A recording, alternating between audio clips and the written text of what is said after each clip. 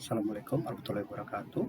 Selamat siang, salam sehat semuanya di masa pandemi ini. Semoga kita dalam keadaan sehat walafiat. Untuk saat ini uh, kita sharing aja mengenai masalah risk ya. Di sini ada risk challenges dengan temanya adalah the challenges of and solution for implementing enterprise risk management. Nah, ini kita coba sharing-sharing merupakan jurnal dari Fraser gitu, di tahun 2016, Fraser MBT. Sini akan membahas sebenarnya apa sih yang menjadi tantangan dari penerapan IRM dan juga solusinya seperti itu.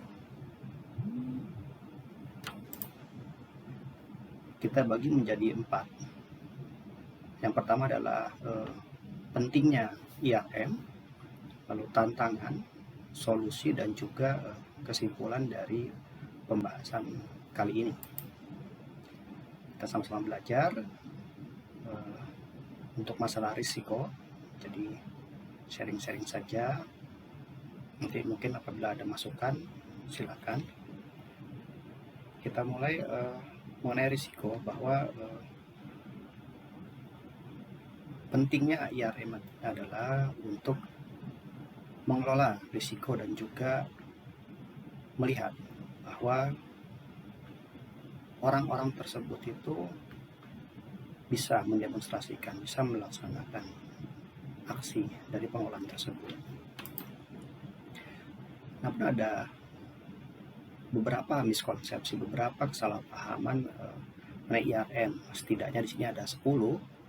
Yang pertama adalah inherent risk, itu merupakan basis yang bekerja untuk IRM.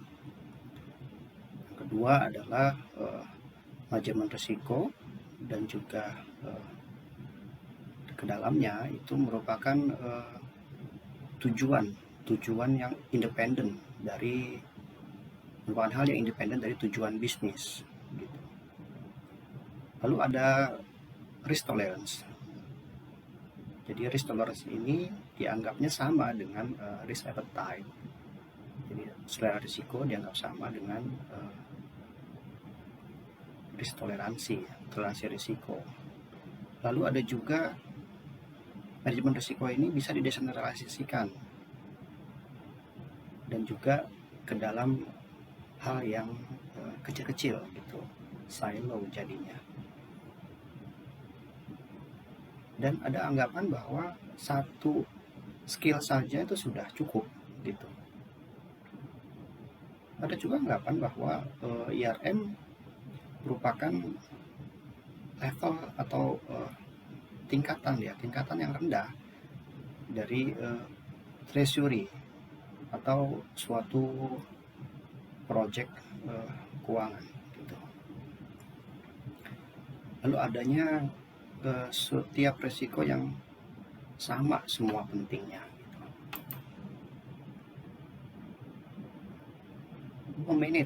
Memanage upside risk itu merupakan fokus yang rutin dari IRM. Nah, upside risk ini adalah kalau kita lihat sini ada upside, ada downside. Situ upside yang dimaksud di sini adalah semacam positive risk, semacam peluang seperti itu, peluang risiko yang bisa diambil oleh suatu perusahaan. Lalu IRM juga tidak memiliki dampak terhadap pasar keuangan ataupun nilai-nilai perusahaan gitu. Dan yang terakhir adalah IRM hanya dianggap sebagai respon saja terhadap kesepakatan Sarbanes-Oxley gitu. Adapun tantangan-tantangan ya di internal seperti kultur perusahaan, budaya perusahaan, di mana tergantung di sini perusahaan untuk terbuka, untuk men-share, untuk berbagi dan juga untuk teamwork. Teamwork di mana teamwork ini terdiri dari BOD, ada manajemen senior, dan juga ada staff. Lalu juga ada tantangan dari pengetahuan BOD tersebut, di mana adanya dewan untuk mengoversight, untuk mengawasi itu belum memahami gitu. Jadi review bisa belum bisa dia melihat dari bagaimana mereviewnya, bagaimana juga proses IRM, dan juga reportingnya seperti apa. Juga tidak mengaplikasikan apa yang disebut dengan keep it simple, silly mindset, di mana mengimplementasikan, di mana menerapkan banyak fitur dalam satu kesempatan. Jadinya sangat kompleks gitu. Padahal harusnya sederhana saja. Lalu adanya training tanpa didahului dengan workshop atau lokakarya. Nah, jadi dia mengimplementasikan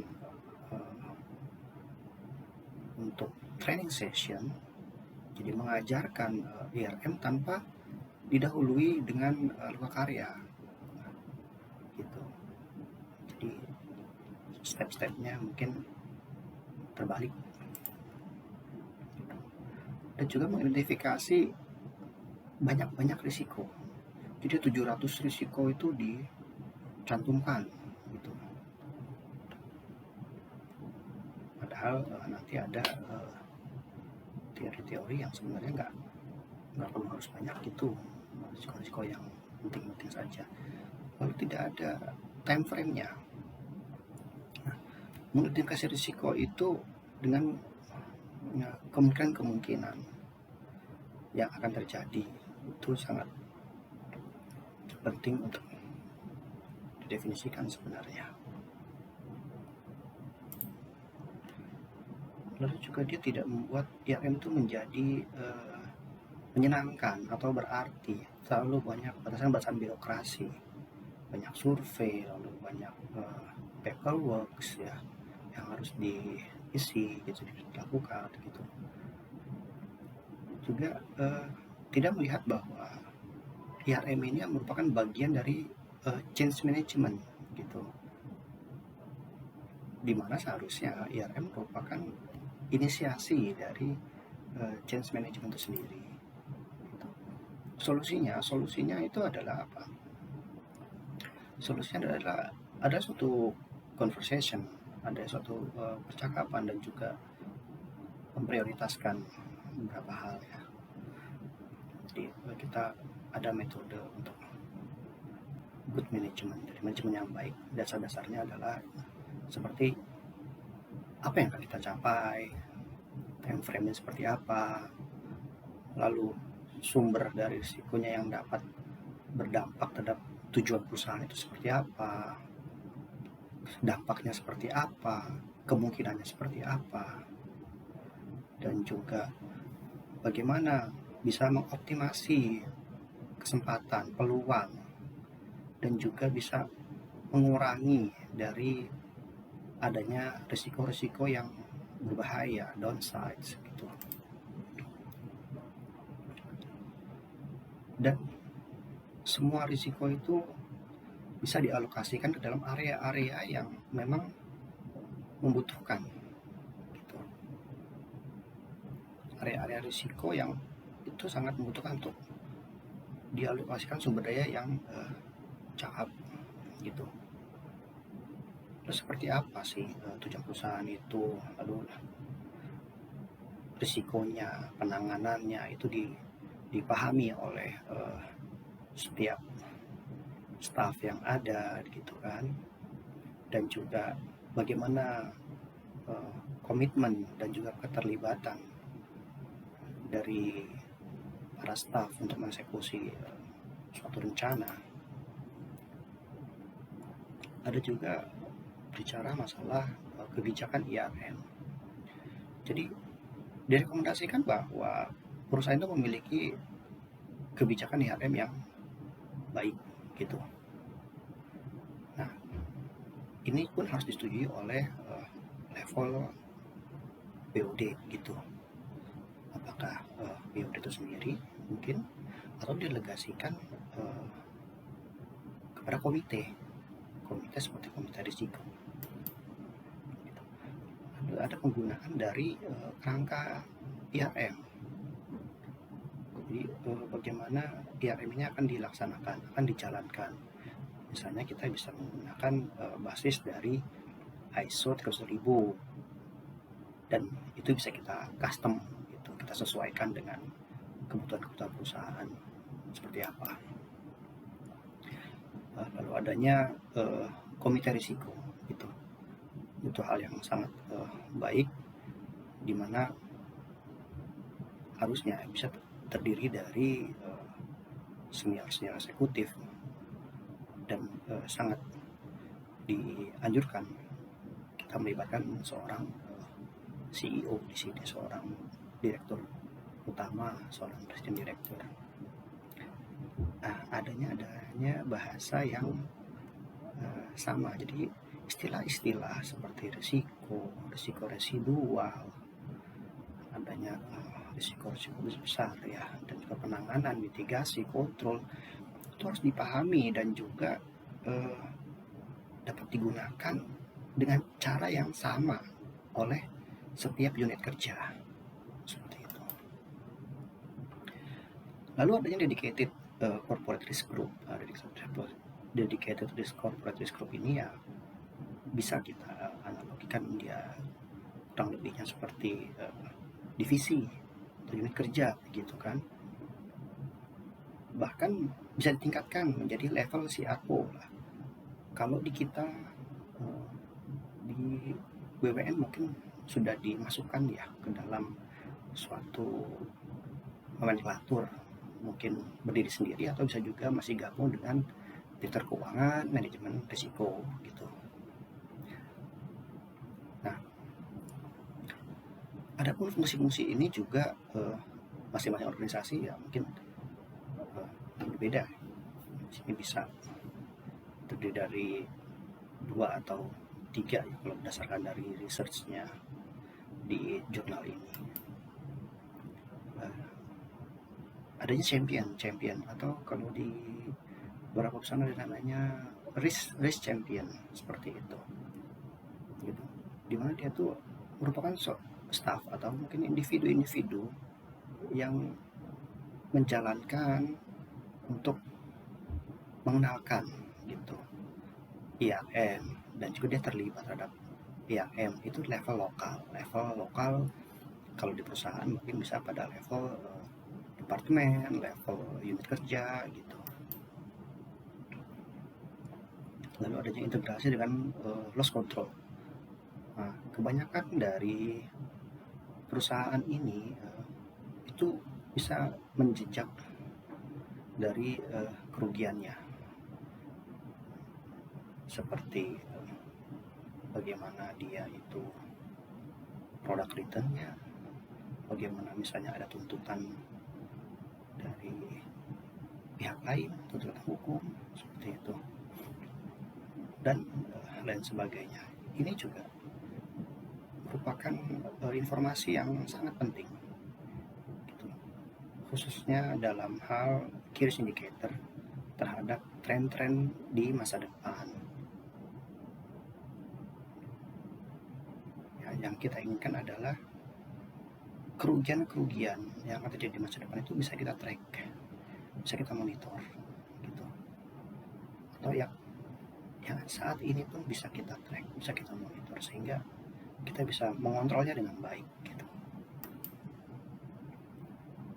Lalu ada integrasi dengan rencana strategis gitu, bagaimana dia bisa mengidentifikasi atau berdiskusi tentang risiko-risiko yang berkaitan dengan strategi-strategi perusahaan, di mana itu merupakan proses-proses yang berulang.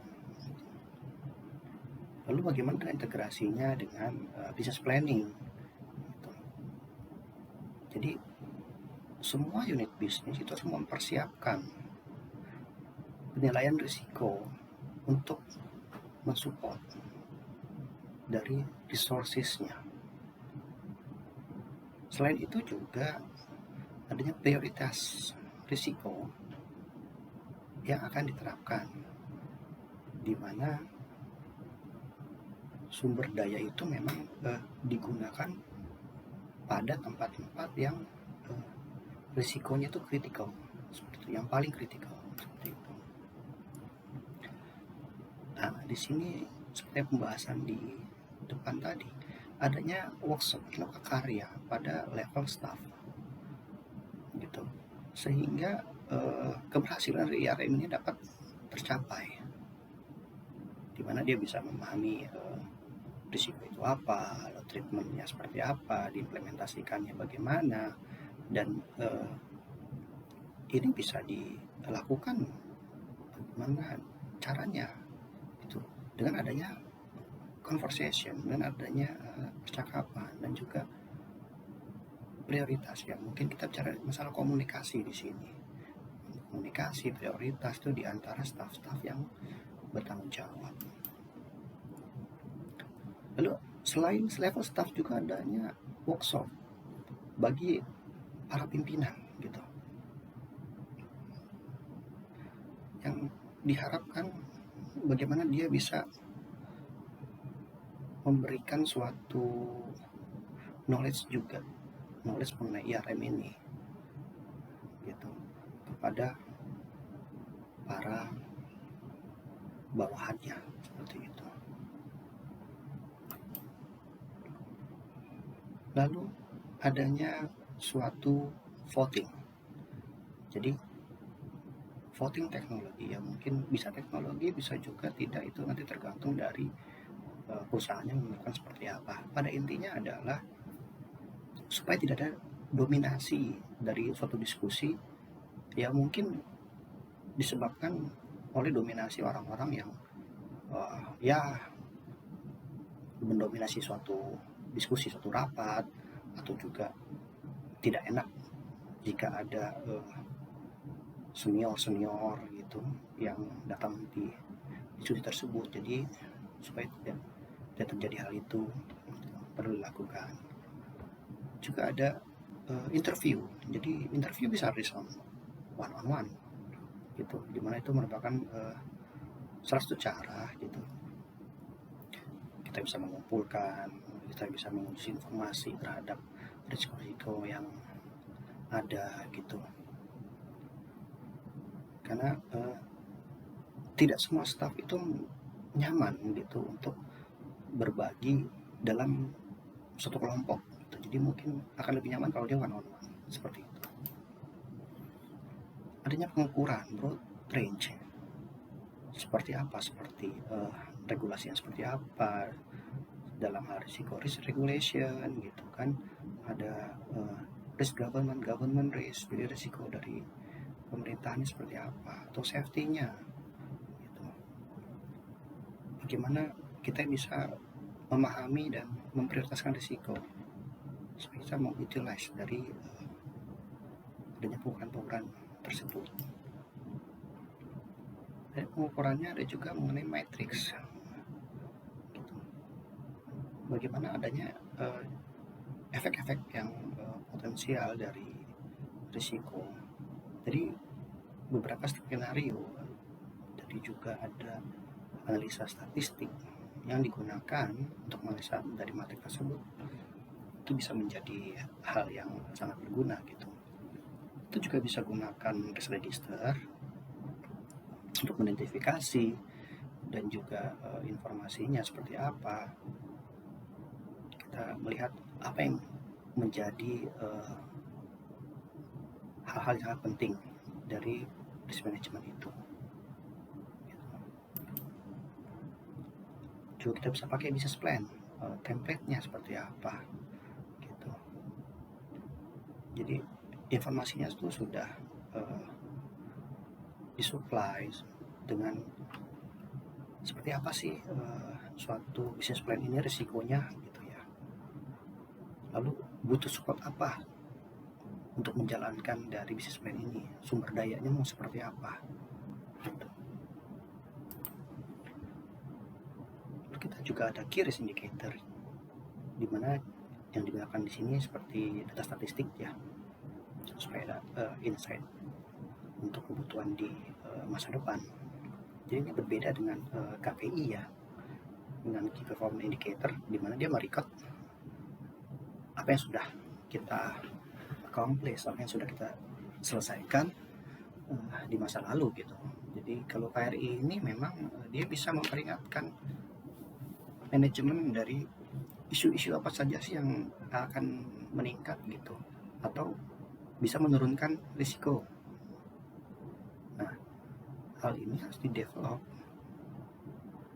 dan merupakan faktor-faktor yang menjadi bahan diskusi dan analisa dari risiko. Seperti itu. Juga kita bisa ada mengenai analisis skenario, di mana di sini menggunakan brainstorming, salah satu teknik untuk yang berguna ya untuk identifikasi dan juga merencanakan dari kemungkinan sumber risiko. Lalu adanya sign off by line management. Nah ini sangat penting, bagaimana line managers di sini dapat memahami dan apa yang menjadi akuntabilitasnya mereka terhadap evaluasi risiko dan juga pengungkapan. Lalu adanya executive personal contracts itu dalam IRM, di mana di situ secara langsung dia mereferensikan apa yang menjadi tanggung jawab dari risiko yang sudah di listed. Itu dicantumkan ke dalam kontrak tahunannya dari eksekutif. Hal ini bisa digunakan untuk mengevaluasi, untuk ya menilai performance, menilai kinerja dan menentukan bonus gitu. Agar apa? Supaya dapat memberikan atensi lebih ya, atensi lebih intinya kepada manajemen risiko itu sendiri. Jadi kita memang butuh adanya atensi dari top level management untuk risk management gitu, dan juga selain dari support kita juga butuh komitmen seperti itu juga. Lalu bagaimana dengan profil risiko perusahaan? Profil risiko perusahaan di sini di mana dia secara periodik itu harus dipersiapkan oleh manajemen dan juga dewan direksi.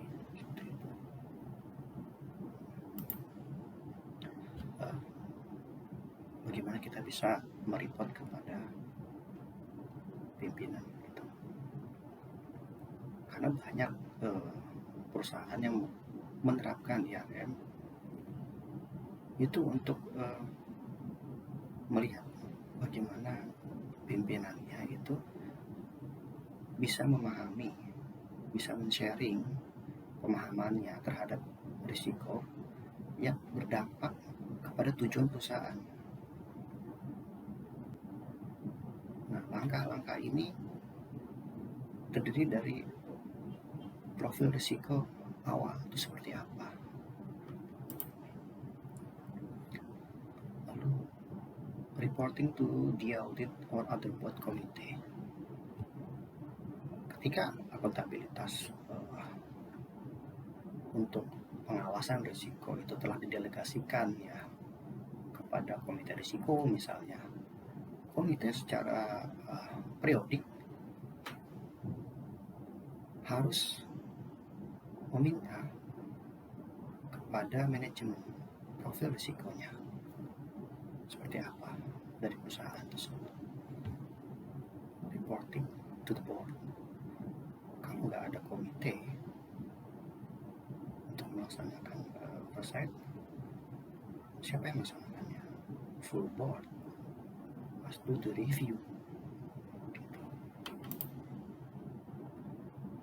additional practice dan juga ada risk attitude atau risk appetite. Nah, di sini ada banyak kebingungan ya kalau istilahnya dalam KOSO. Di sini ada risk appetite, ada risk tolerance. Nah, ini menjadi penghambat sebenarnya kebingungan ini terhadap implementasi IRM sendiri, dan oleh karenanya di ISO 13000 itu tidak menggunakan term, tidak menggunakan istilah-istilah tersebut, tapi dia gunakan istilah adalah risk attitude gitu, dimana di ISO 13000 itu dia hanya menyebutkan risk attitude sebanyak 2 kali. Yang pertama adalah definisinya itu sendiri, lalu risk kriteria, esensi dari prioritas. Nah, sini ada contohnya seperti skala untuk dampak, lalu ada kemungkinan, kontrol, juga dari mana benefit itu datangnya. Nah, hal ini adalah adanya conversation dan juga adanya persetujuan dari pihak-pihak yang untuk menentukannya gitu, skalanya seperti apa, dan juga harus ada kemampuan bagaimana bisa memprioritaskan risiko dan bagaimana penanganannya. Ada lagi istilah black swans. Black swans itu bisa dikatakan merupakan suatu peristiwa yang sebagai kejutan gitu, tapi dia memiliki dampak yang besar gitu. Dia contohnya ya itu bisa dideskripsikan bagaimana dia memiliki dampak yang besar, tapi kemungkinannya sangat jarang, kemungkinannya itu jarang terjadi gitu. Black swan ini ya memang mesti dianalisa ya lebih lanjut, karena bisa jadi yang namanya pandemi COVID-19 juga merupakan black swan gitu. Seperti kita tahu, pandemi ini terakhir flu Spanyol, kalau saya tidak salah, tolong dikoreksi, 100 tahun yang lalu kurang lebihnya. Sekarang ada lagi varian COVID-19 menjadi pandemi gitu. Dampaknya besar, jarang terjadi, tapi ini sangat besar dampaknya ya, kehidupan ekonomi kita dan kesehatan kita juga sangat berdampak terhadap hal ini. Lalu bagaimana kita membuat keputusan dan juga bagaimana kita bisa ada penyelesaiannya, dimana dia harus memprovide informasi tersebut untuk membantu memutuskan seperti apa. Lalu ada juga kita menggunakan risk calendar, dimana future events, kejadian di masa depan itu yang dapat terjadi karena adanya ketidakpastian. Apakah itu akan berdampak, apakah itu akan terjadi ataupun tidak terjadi gitu, baik dampaknya baik, apakah dampaknya berdampak buruk. Seperti itu. Kesimpulan dari apa yang kita bicarakan hari ini adalah kesuksesan, keberhasilan dari penerapan IRM adalah bagaimana dia bisa memenuhi harapan dari manajemen, bagaimana bisa memenuhi dari board, bagaimana bisa memenuhi dari harapannya regulator. Suatu perusahaan, suatu organisasi yang bisa menerapkan, bisa mengimplementasikan IRM dengan baik, hal ini akan menjadi hal yang kontinu, di mana bisa disebut ini adalah manajemen yang baik dan juga bisa dikategorikan sebagai manajemen yang baik dan dengan tata kelola yang baik juga. Seperti itu.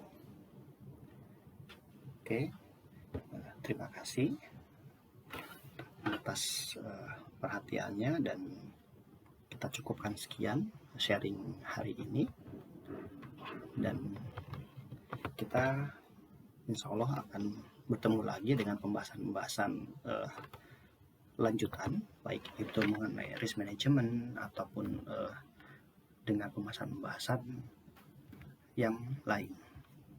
Semoga kalian dapat berguna bagi pengetahuan kita, dan tetap semangat, tetap waspada terhadap pandemi. Kita juga harus menerapkan protokol kesehatan yang baik. Terima kasih. Wassalamualaikum warahmatullahi wabarakatuh.